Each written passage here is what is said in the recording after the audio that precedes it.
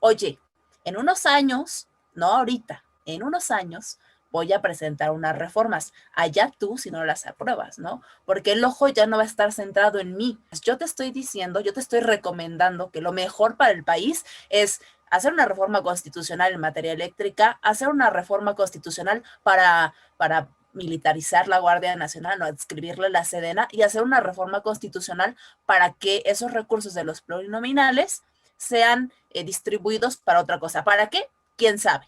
Pero para otra cosa.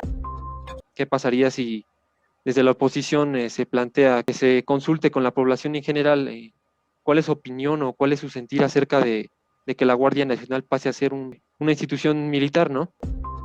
Que sea una iniciativa de la oposición, no del presidente, de la oposición. Y si al final la gente vota a favor de que la Guardia Nacional pertenezca a la Sedena, tú entonces ya puedes articular este discurso que decía Diego de, sí, así como la gente está a favor, el PAN estuvo a favor desde 2006.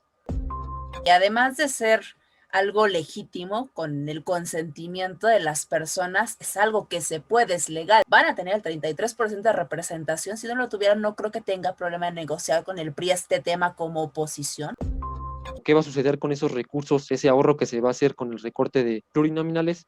Y entonces es ahí donde la oposición debe encaminar, redirigir ese tipo de recursos hacia propuestas muy fuertes que igualmente tienen en sus plataformas electorales, como es el ingreso básico universal, ¿no?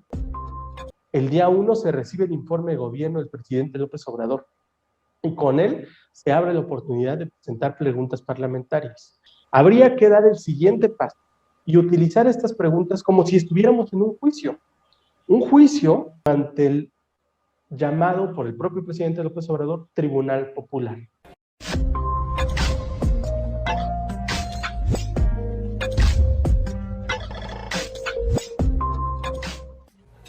Este no es un podcast de opinión política. Aquí ofrecemos propuestas concretas a los problemas de la semana y anticipamos cuáles serán los nuevos en los próximos días. Somos Demolitics, consultoría parlamentaria. Hoy en el menú de la cena tenemos, de entrada, las 3 reformas constitucionales de AMLO. De plato fuerte, la eliminación de los plurinominales. Y de postre, lo que viene para la renovación de la Cámara de Diputados. Bienvenidas y bienvenidos a Senadores, el podcast de Demolitics Investigación Estratégica. Somos una firma de consultoría parlamentaria. El día de hoy servimos Marco García, director ejecutivo, Diego Servín, investigador, Gabo Sánchez en los controles. Yo soy Danitza Morales, directora general de la consultora, y bueno, hoy vamos a estar cenando sobre varios temas. Primero, sobre las 3 reformas que el presidente López Obrador anunció en su mañanera. La reforma eléctrica, la Guardia Nacional y la reducción de la Cámara de Diputados, particularmente con la eliminación de las plurinominales, en donde vamos a abundar muchísimo.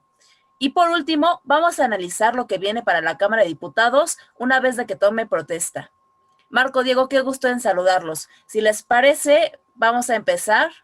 Vamos a dar primero el contexto sobre las 3 reformas que AMLO anunció hace unos días. Primero, vamos a empezar por la reforma en materia de electricidad. Lo que dice es que quiere justamente fortalecer la Comisión Federal de Electricidad a través de una reforma constitucional para que las personas que en sus casas pagan electricidad ya no paguen de más a los corporativos, o sea, a las grandes empresas. La razón principal por la que quiere hacer esta reforma, en sus mismas palabras, es que, pues como él no quería llegar a una reforma constitucional, pero empezaron a llover por ahí amparos, los jueces comenzaron a aprobarlos, y pues bueno, como no querían hacer caso a unas leyes anteriores que se fueron publicando a lo largo de la administración de López Obrador, pues bueno, para que no se sigan violentando las leyes debajo de la Constitución, vamos a reformar la Constitución. Y pues bueno, el mismo discurso, ¿no? De que no se tiene que pagar más a las grandes empresas. El segundo tema es sobre la Guardia Nacional.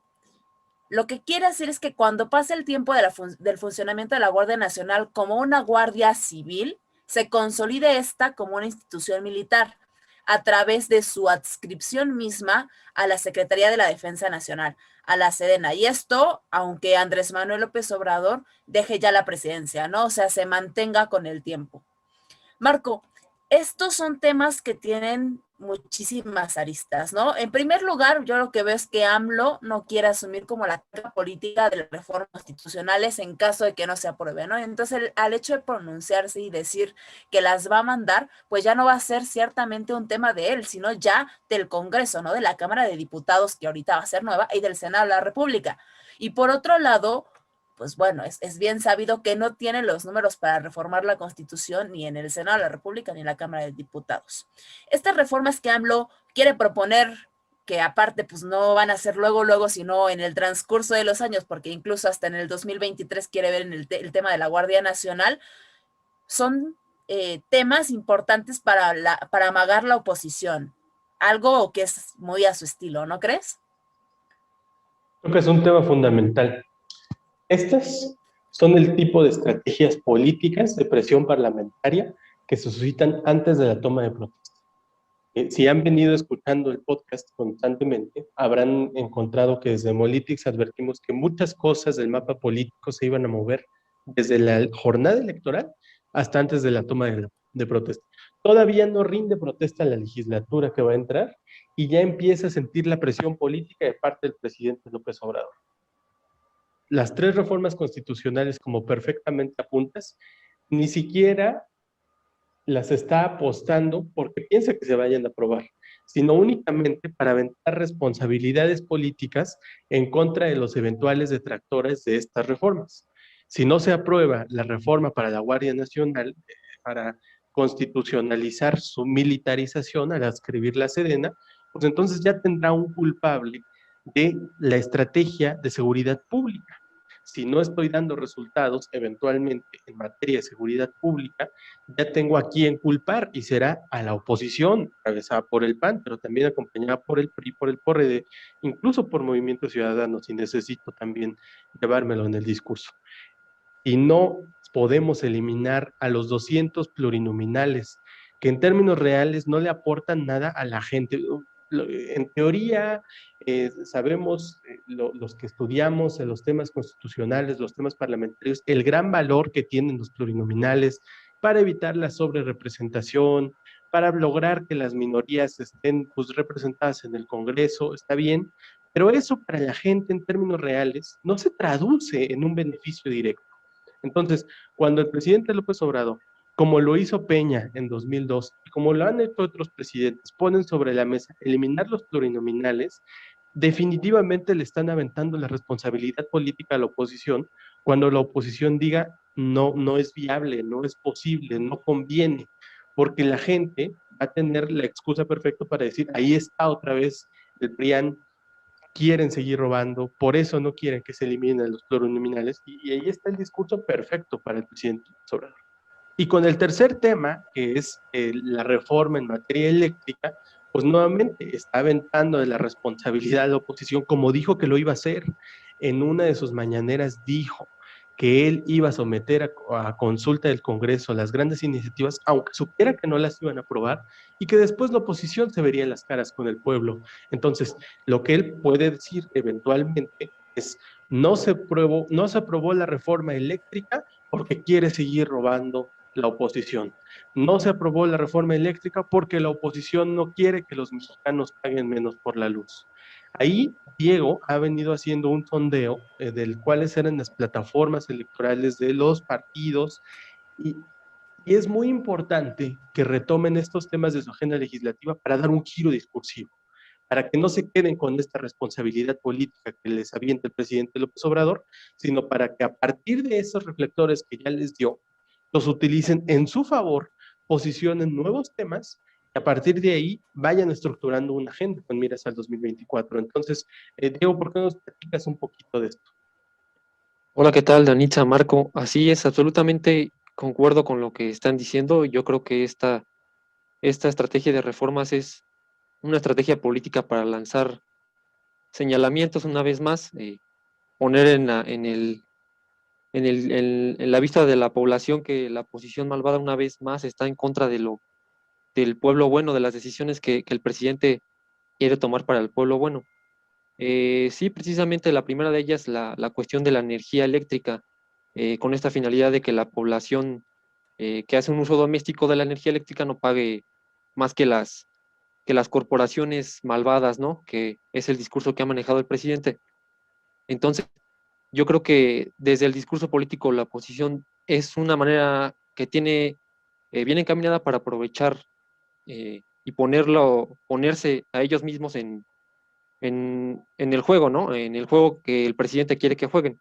¿Esto en qué sentido? Dándole la vuelta a este discurso que trata de darle el presidente. Sí, aquí en Demolitics hemos realizado diversas investigaciones y dentro de una de ellas fue la síntesis que realizamos de las plataformas electorales de todas las coaliciones que hay en el país. Eh, eh, la de Juntos Haremos Historia y la de Va por México, encabezada por el PAN y el PRI. Y viene dentro de estas plataformas electorales una propuesta muy marcada que viene, que viene fuerte con el PAN es apostar hacia las energías limpias como un nuevo medio de subsistencia. Entonces, desde el discurso político, esa es la estrategia que debería seguir la oposición hoy, en la actualidad, como contraestrategia que está tratando de dar el presidente, de ponerlos en señalamiento, ¿no? Entonces, la oposición desde este momento debería decir, sí, presidente, estamos de acuerdo en que la población en general debe pagar menos por el uso de energía eléctrica, ¿no? Estamos totalmente de acuerdo, pero debemos darle un nuevo rumbo, encaminarla en otro sentido, ¿no? En sí mejorar, en sí transformar en la Comisión Federal de Electricidad, pero desde las energías limpias, que no sea una institución que se quede ahí o que se eche a perder, como el presidente ha mencionado, pero desde el camino de las energías limpias, dar esa posibilidad, darle la vuelta a ese discurso que está tratando de dar el presidente desde ese enfoque, desde las iniciativas que se han presentado para cambiar las energías y el tipo de producción pues de energía en el país. Entonces, a la segunda Antes reforma. de pasar a la segunda, digo, a lo mejor me Ok, gustaría escuchar a Nitza lo que tenga que aportar aquí, porque lo que tú estás diciendo es, ok, no necesariamente tenemos por qué estar en contra de toda la agenda del presidente López Obrador, sino podemos utilizar estos temas que él va a poner sobre la mesa para nosotros subir nuestra propia agenda a esta discusión, ¿no, Anitza? claro, Pues aprovecharlas a su favor. justamente tal cual lo están diciendo los dos, ¿no? Esta es una herramienta que la oposición debería aprovechar porque no lo ha hecho y comenzar a formar un discurso que lo vaya encaminando a las próximas elecciones presidenciales, porque ahí es donde se va a discutir lo que va a pasar en el futuro de ambos bloques, de ambos bloques políticos, si queremos verlo, ¿no? Morena y sus aliados, el PRI, PAN y el PRD, ¿no? Que ya se aliaron para hacerlo. Entonces, sí, justamente es necesario desde la oposición, si me permites decirlo de esta forma, comenzar a formar un discurso y una de esos vértices, tomando en cuenta las reformas que quiere proponer AMLO, es justamente apostar por las energías limpias, que además han sido propuestas que los tres partidos han impulsado y en las últimas elecciones las impulsaron a través de sus plataformas electorales. No es algo nuevo, no es algo que se están inventando, más bien es para aprovecharlo y sobre todo para exponenciar la idea, que al final de cuentas el beneficio que se pueda tener para el cambio de energías limpias pues se vea reflejado, ¿no? Entonces, Diego, lo que están diciendo es apostar a transitar de un bloque de contención a un bloque de reacción y hasta propuestas legislativas con tu propia agenda, ¿no? y sobre todo porque tienen los elementos para hacerlo, ¿no? La oposición tiene que ir encaminando muchísimas cosas, una agenda, pero también una imagen. Y ahorita estamos abordando el tema de la agenda, que es bien necesaria, ¿no? Como Andrés Manuel lo hemos visto, ha ido formando su propia agenda de trabajo, la oposición como manera de reacción y también como manera de propuesta, como una alternativa para la sociedad, tal como intentaron venderse en las pasadas elecciones, debe de ir formando porque no hay otra forma de ganar elecciones. Luego, entonces, ya tenemos cuál sería la salida de reacción y propuesta para el tema de la reforma eléctrica, la reforma constitucional, que es la primera de estas tres que propone el presidente. La otra es el tema de la Guardia Nacional. ¿Cómo le puedes dar la vuelta a un discurso que pretende militarizar una Guardia Civil? ¿Desde dónde lo enfocamos? ¿Cómo lo volvemos eso una propuesta de la oposición? Si la oposición, al menos un bloque del PAN en su momento, estuvo de acuerdo con la militarización, al menos un bloque del PRI en su momento estuvo de acuerdo con la militarización. ¿Cómo le damos este giro discursivo para decir algo en lo que estuve a favor en su momento, ahora voy a estar en contra? En el mismo sentido de la propuesta anterior, yo creo que esta propuesta sobre la Guardia Nacional tiene que darse un aprovechamiento igualmente desde de la oposición, como tú lo estás mencionando, Marco, desde ese sentido, el que es el que encontramos ahorita de cierto bloque del PAN en su momento estuvo a favor y muy de acuerdo en la militarización del país como medida para combate a la delincuencia y al crimen organizado, ¿no? Entonces, en ese sentido, la estrategia desde la oposición sería la misma para seguir ese mismo discurso, ¿no? Sí, presidente, esta es una estrategia que el Partido Acción Nacional se ha venido planteando desde el año 2006. Entonces, estamos de acuerdo en que la Guardia Nacional tenga el carácter militar, esto con la finalidad de un bien para la sociedad en común, ¿no? No caer de nueva cuenta en lo que el presidente quiere, que la oposición tenga un posicionamiento contradictorio a lo que él dice y quede en tela de juicio, ¿no? Ese señalamiento de otra vez esa malvada oposición. No, tienen que hacer la misma estrategia, seguirle, sí, presidente, nosotros ya lo veníamos plantando en nuestra agenda, en nuestras directrices desde antes, nuestras directrices como partido. Incluso por ahí, como estrategia, yo creo también sería muy viable que desde la oposición plantearan utilizar una estrategia que ha sido muy vista por el presidente, la del instrumento de la consulta popular. ¿Qué pasaría si desde la oposición se plantea que se consulte con la población en general cuál es su opinión o cuál es su sentir acerca de que la Guardia Nacional pase a ser una institución militar, ¿no? Entonces yo creo que ahí el presidente tendría una probada de su propio chocolate con esta consulta popular. Eso que estás diciendo, Diego, es el perfecto ejemplo de cómo se pueden utilizar los instrumentos jurídicos como mecanismos de presión política. Ya lo ha hecho el bloque de Morena en su momento, cuando amagó con desaparecer poderes en Tamaulipas, cuando amagó con la destitución de algunos personajes como Lorenzo Córdoba en el INE, con juicio político contra diversos servidores públicos, el amago de usar estrategias jurídicas como mecanismos de presión política ha ocurrido del lado de Morena. ¿Por qué no pensar entonces que puede ser una buena alternativa no amagar con el uso, sino efectivamente usar un mecanismo jurídico como la consulta popular, como ya bien lo señalabas, y con lo que me parece que estás de acuerdo, Anitza, es vamos a preguntarle a la gente si ellos están de acuerdo con que la Guardia Nacional pase a ser parte de Sedena. Pero preguntémosle desde la oposición, que sea una iniciativa de la oposición, no del presidente, de la oposición. Y si al final la gente vota a favor de que la Guardia Nacional pertenezca a la Sedena, tú entonces ya puedes articular este discurso que decía Diego de, sí, así como la gente está a favor, el PAN estuvo a favor desde 2006. O si la gente está en contra de esta iniciativa, pues entonces puedes articular un discurso que sea en congruencia con lo que sostiene la gente, nosotros votaremos en contra, pero ya recogiendo el sentimiento popular. ¿No, Anitza? Totalmente. Y además de ser algo legítimo con el consentimiento de las personas, es algo que se puede, es legal. Tienen el 33%, van a tener el 33% de representación. Si no lo tuvieran, no creo que tenga problema en negociar con el PRI este tema como oposición, ¿no? El PAN, el PRI, a lo mejor incluso el PRD, los números les dan para poder proponer una consulta popular. Y sobre todo es parte de este mismo discurso que le hace falta a la oposición de articularse como un bloque que no solamente va a estar en ciertos temas, sino que se mantenga durante el tiempo. Si lo logran hacer, por lo menos en la próxima legislatura y en los años que vienen de gobierno que van a entrar, que van a tomar protesta en los próximos días antes de que termine el año, lo van a hacer muy bien y pueden ir afianzando justamente las próximas elecciones que van a ser decisivas tanto para los dos bloques, ¿no?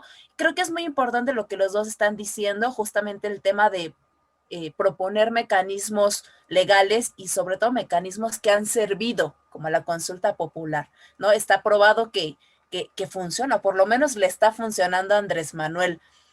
Y sería un ejercicio interesante verlo replicado en la oposición.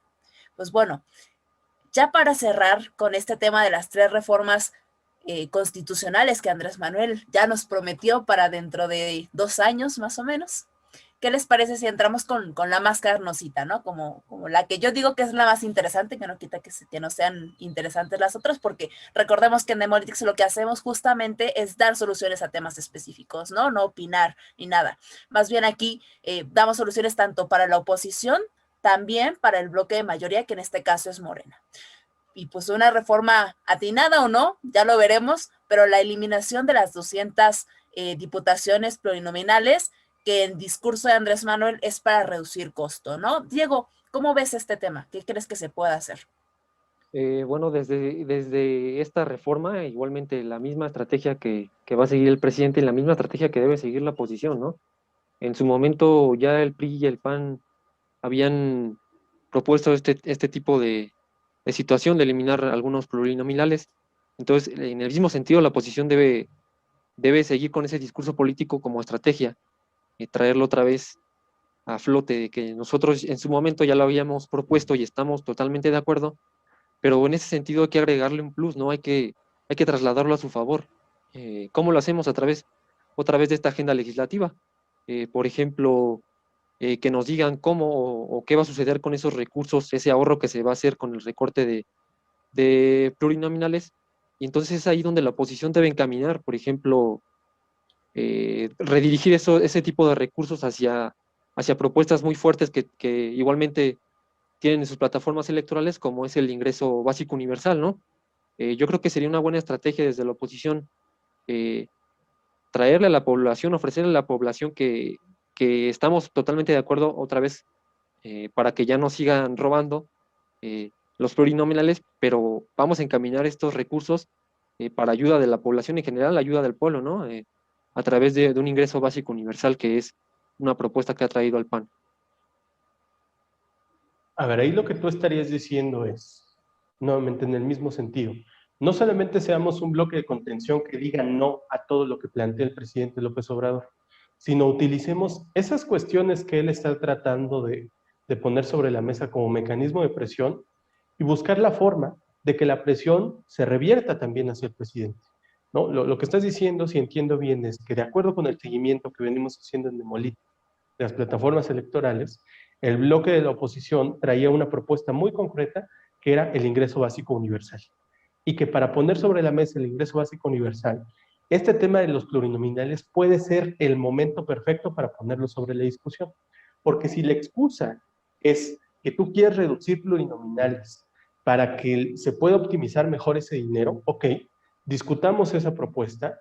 A lo mejor no son los 200 los que se van, sino únicamente se van 100. A lo mejor en vez de que la Cámara de Diputados sea de 500 miembros, puedan ser 300, 200 de mayoría y 100 de representación proporcional. Eso ya se discutirá, los términos en que se pueden eliminar o no las plurinominales. Pero a lo mejor sí poner sobre la mesa, ok, discutamos la eliminación de los plurinominales a cambio de este ingreso básico universal, porque si lo que queremos es que la gente se vea directamente beneficiada por esto, esta es la alternativa más directa para eso, ¿no? ¿Es así? Sí, claro que sí, hay que aprovechar esa piedra que nos quiere poner en el camino, ¿no? Agarrarla como impulso y poner sobre la mesa temas que han venido trabajando como fuerza política y como iniciativa, ¿no? Aprovecharlo. Y es que justamente como lo decíamos al principio, ¿no? Más allá de tratarse de una reforma de si se va a aprobar o no se va a aprobar, de si los diputados y los senadores se van a dar un balazo en el pie, o de si el recurso se va a distribuir, más bien es el tema de proponer, ¿no? Y de fijar el ojo en el que estas reformas ya fueron presentadas hace muchísimos años, con diversos movimientos, ¿no? Algunos eliminando más, menos plurinominales, también agarrando diputados y senadores de mayoría relativa.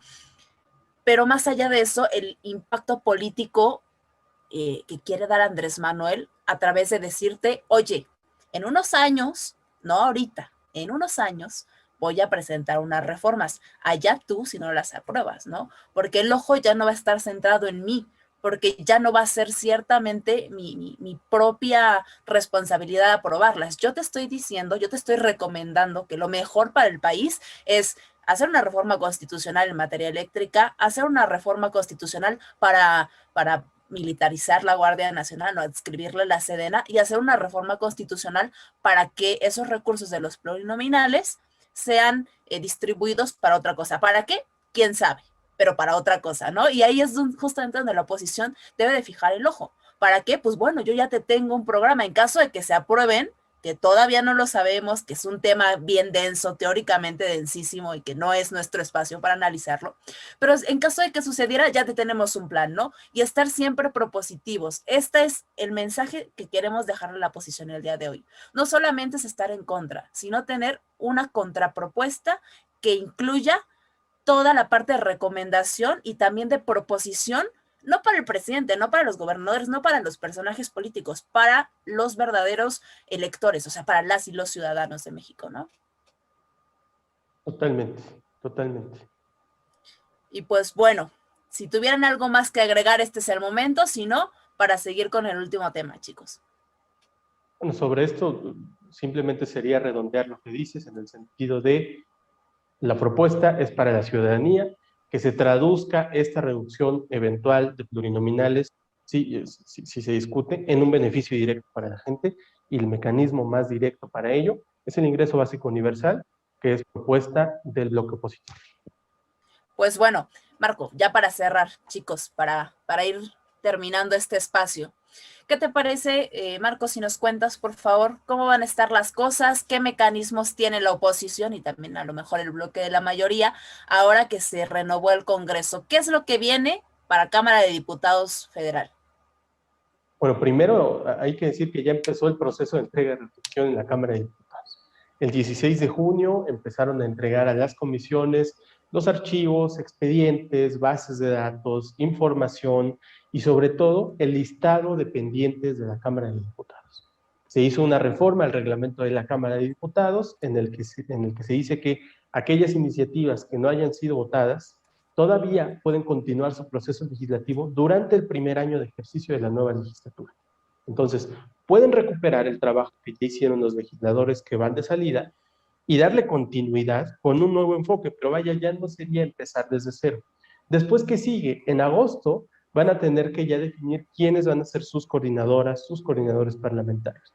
Algunos, como el PRI, como el PT, ya anunciaron abiertamente quiénes serán. Rubén Moreira por el PRI, Alberto Anaya por el PT, en Morena se perfila para ser Ignacio Mier, pero parece que Jacob Polemski, Leonel Godoy, el exgobernador de Michoacán, también quieren dar la pelea por la coordinación.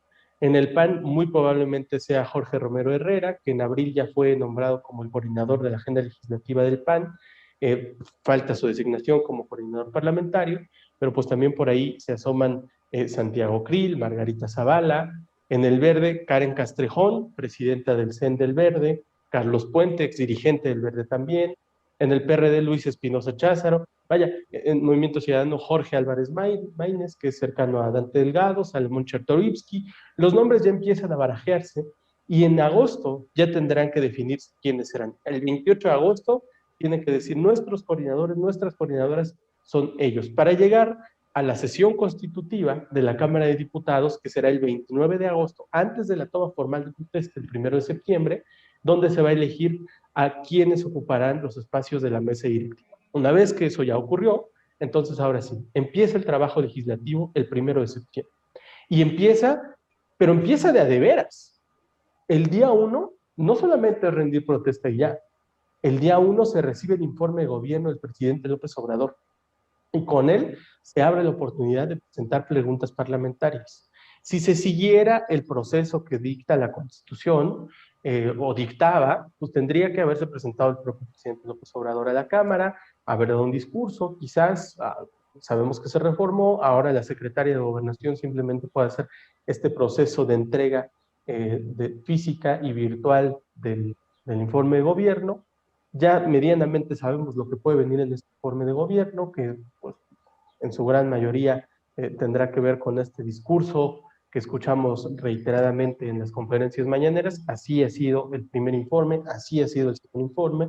a menos que algo extraordinario ocurriera, muy probablemente así venga el tercer informe, y ahí se abre la oportunidad de plantear preguntas parlamentarias. Nuevamente, un mecanismo jurídico que se puede utilizar como estrategia de presión política. La pregunta parlamentaria no es otra cosa que preguntarle al presidente de México sobre uno o varios temas concretos. Todos los grupos parlamentarios deben hacerlo. Entonces, en este momento se han desaprovechado en algunas ocasiones porque preguntan cosas que pueden encontrar en la Plataforma Nacional de Transparencia. Habría que dar el siguiente paso y utilizar estas preguntas como si estuviéramos en un juicio. Un juicio no necesariamente ante una autoridad jurisdiccional, sino ante el llamado por el propio presidente López Obrador Tribunal Popular. Planteemos preguntas que puedan comprometer al presidente, planteemos preguntas que lo hagan caer en contradicciones o en francas mentiras y pongámoslos sobre la discusión popular ante la ciudadanía. Viralicémoslos en redes sociales, hagamos ruedas de prensa donde digamos específicamente dónde están las contradicciones que pueden haber, y eso evidentemente se puede aprovechar mucho mejor que como se ha venido aprovechando hasta ahora. Esa es una. Y la segunda son las comparecencias a los servidores y servidoras públicas, secretarios, secretarias de Estado, personas titulares de dependencias, de direcciones, de organismos como Pemex, la CFE, está bien, y plantearles preguntas que las y los hagan sentir incómodos. Ese es el objeto final de estas comparecencias. No es llamarles para darles aplausos y decirles que están haciendo un trabajo extraordinario, sea quien sea que ocupe los espacios en el gobierno.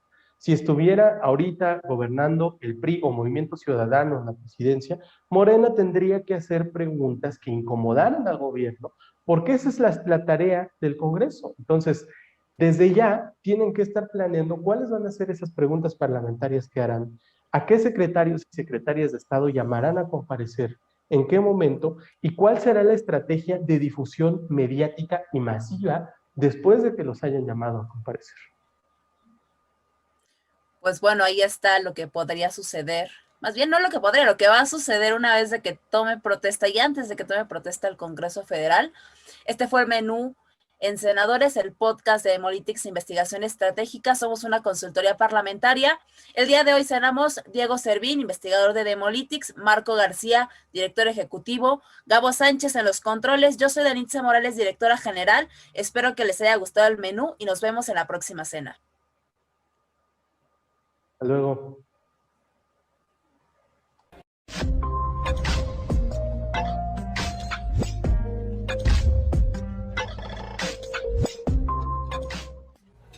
Este no es un podcast de opinión política.